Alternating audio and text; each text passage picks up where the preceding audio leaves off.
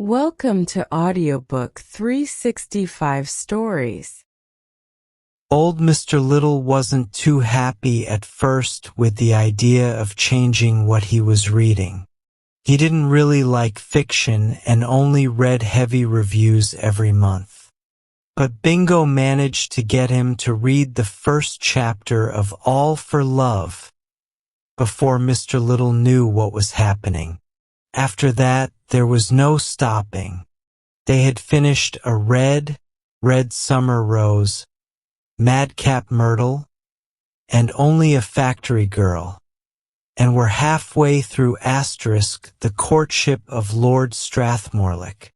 Bingo told me all this in a tired voice while drinking an egg mixed with sherry. The dinners made by Mr. Little's cook were amazing. Bingo almost cried when he talked about the clear soup.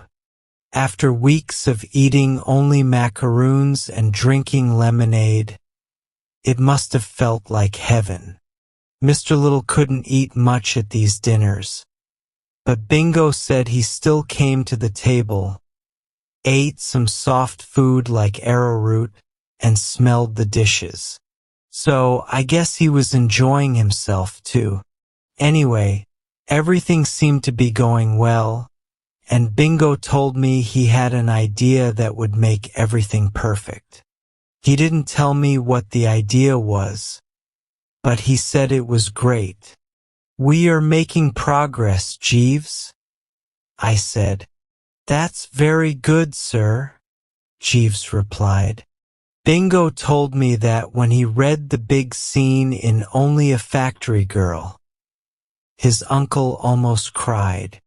"Really, sir?" "Yes. When Lord Claude takes the girl in his arms and says, 'I know the scene, sir.' It is very touching. My aunt loved that part. I think we're doing well." "It seems so, sir. In fact, this looks like another success for you, Jeeves. I've always said you have the best brain. All the other smart people are just watching you go by." "Thank you, sir. I try to do my best." About a week later, Bingo came with the news that his uncle's gout was better, and tomorrow he would be eating with a knife and fork again like before. "And by the way," Bingo said, "he wants you to have lunch with him tomorrow." "Me? Why me? He doesn't know who I am." "Oh yes, he does. I've told him about you." "What did you tell him?" "Oh, different things. Anyway, he wants to meet you.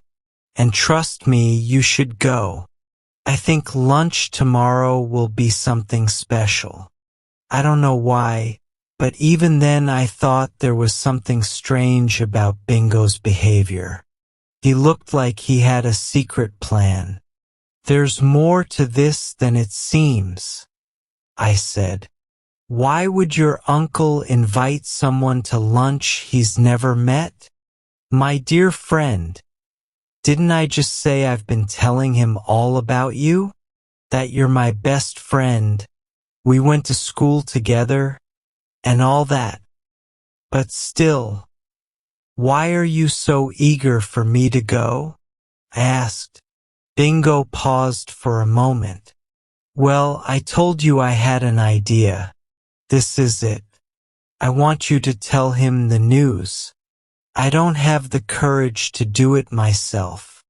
"What? No way I'm doing that. And you call yourself my friend." "Yes, I know I'm your friend, but there are limits," I said. "Birdie," Bingo said, looking upset, "I saved your life once." "When? Didn't I? Maybe it was someone else then. Anyway, we were boys together, and you can't let me down." "Oh, fine," I said. "But when you say you don't have the courage to do this, you're wrong. A person who—" "Great!" said Bingo. Tomorrow at 1:30. Don't be late. The more I thought about the lunch, the less I liked the idea.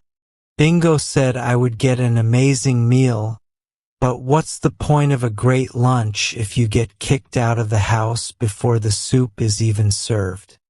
Still, a Wooster keeps his promises, so at 1:30 the next day, I walked up the steps of number 16, Pounceby Gardens, and rang the bell. Half a minute later, I was in the living room, shaking hands with the fattest man I had ever seen in my life. It seemed like the little family believed in variety. Bingo was tall and thin and had never had an extra ounce on him since we met. But his uncle balanced things out and then some. The hand that grabbed mine was so big it wrapped all the way around my hand. I wondered if I'd ever get it back without some digging tools. Mr. Wooster, I'm very happy. I'm proud. I'm honored to meet you, he said. It looked like Bingo had really told him some good things about me. Oh, thanks, I said. He stepped back a little but still held my hand. You are very young to have done so much. I didn't understand what he was talking about. My family, especially Aunt Agatha, has always said that my life is wasted and that the last important thing I did was win a school prize for collecting wildflowers during summer vacation. I was starting to think he had confused me with someone else when the phone rang in the hallway. The maid came in and said someone wanted to talk to me. I went down and found out it was Bingo. Hello, said Bingo. You're there? Good man. I knew I could count on you. Did my uncle seem happy to see you? He's all over me. I don't get it. Oh, that's fine. I called to explain. The thing is, old friend, I hope you don't mind, but I told him you're the author of those books I've been reading to him. What? Yep. I told him Rosie M. Banks is your pen name, and that you don't want people to know because you're a shy, quiet person. Now he'll listen to every word you say. Pretty smart, right? Even Jeeves couldn't have come up with a better idea. Just make sure to push the point that I need my allowance raised. I can't get married with what I have now. If I want this story to end with a happy embrace, I need double the money. Well, that's it. Goodbye. And he hung up. Just then, the gong rang for lunch, and my cheerful host came down the stairs like a ton of bricks. I always remember that lunch with a feeling of deep regret. It was the best lunch of my life, but I couldn't enjoy it. I knew it was something special, but I was so nervous about the awful situation Bingo had put me in that I couldn't focus. Most of the time, it felt like I was eating sawdust. Mr. Little started talking about books right away. My nephew probably told you that I've been studying your books closely, he began. Yes, he mentioned it. So, how did you like them? He looked at me with admiration. Mr. Wooster, I'm not ashamed to say that I had tears in my eyes as I listened to them.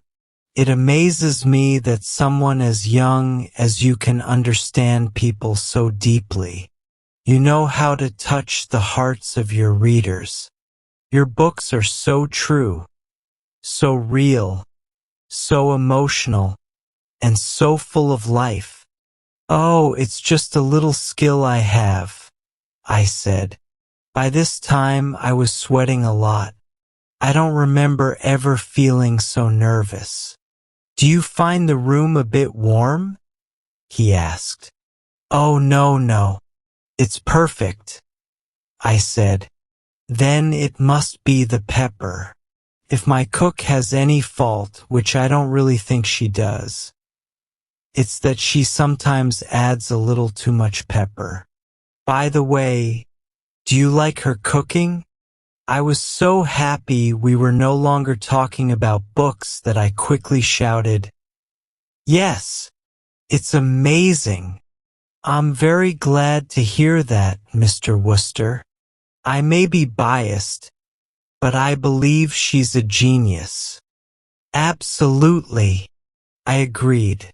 She's been with me for 7 years, and in all that time, she's never made a mistake, except once, in the winter of 1917. A very picky person might say that one of her mayonnaise dishes wasn't creamy enough. But we have to be fair. There were a lot of air raids happening at that time, and she was probably very nervous.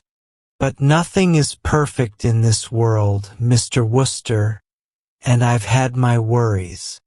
For 7 years, I've been afraid that someone might try to take her away from me. I know for sure that she's had offers, very good offers, to work somewhere else. You can imagine how upset I was, Mr. Wooster, when this morning she quit. Good Lord, I said. Your shock does you credit as the author of a red summer rose. But I'm happy to say the worst didn't happen. The problem has been solved. Jane is not leaving me. That's great news. Great news indeed, although the phrase is new to me. I don't remember seeing it in your books.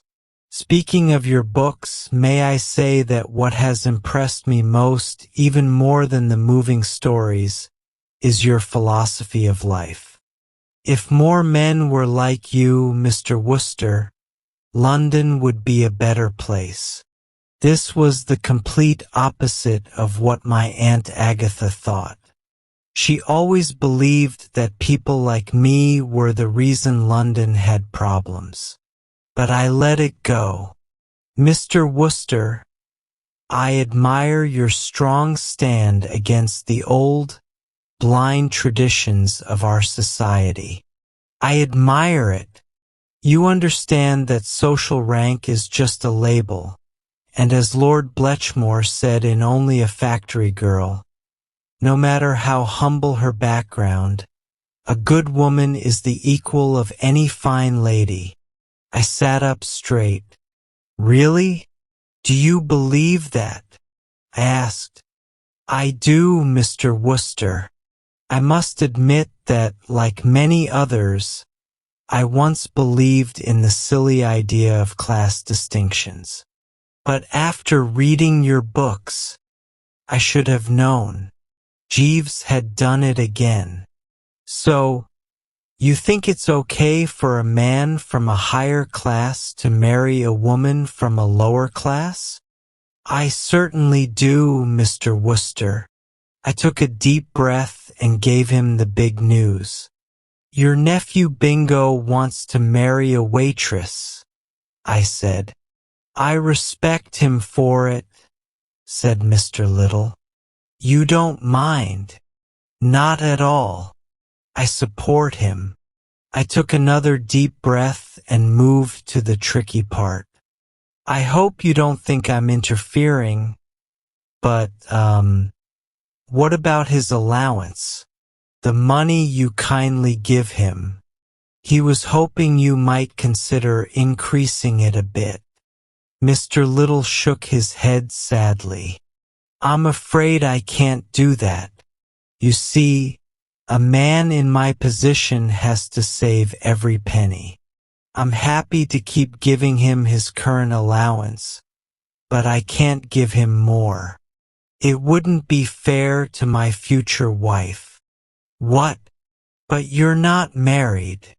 Not yet, but I plan to be very soon. The lady who has cooked so well for me over the years agreed to marry me this morning. A cold look of triumph appeared in his eyes. Now let anyone try to take her away from me, he said proudly. Young Mr. Little has been trying to call you on the phone many times this afternoon, sir, said Jeeves that night when I got home. I bet he has, I said. I had sent poor Bingo a note about the situation by messenger boy right after lunch. He seemed a little upset. I'm not surprised. Jeeves, I said, get ready for bad news. That plan of yours, reading those books to Mr. Little and everything, has backfired. They didn't soften him? Oh, they did. That's the problem. Jeeves, I'm sorry to tell you, but your fiancée, Miss Watson the cook, well, she's chosen money over love, if you get what I mean. Sir, she's broken up with you and got engaged to Mr. Little. Really, sir? You don't seem too upset. The truth is, sir, I expected something like this to happen. I stared at him. Then why did you suggest the plan? To be honest, sir, I didn't mind ending my engagement with Miss Watson. In fact, I really wanted it. I respect Miss Watson very much, but I've known for a while that we aren't right for each other. Now, the other young woman I'm interested in. Great Scott, Jeeves. There's another one. Yes, sir. How long has this been going on? For a few weeks, sir. I was very attracted to her when I first met her at a dance in Camberwell. My goodness. Not. Jeeves nodded seriously. Yes, sir. By a strange coincidence. She's the same young woman that Mr. Little. I have placed the cigarettes on the small table. Good night, sir.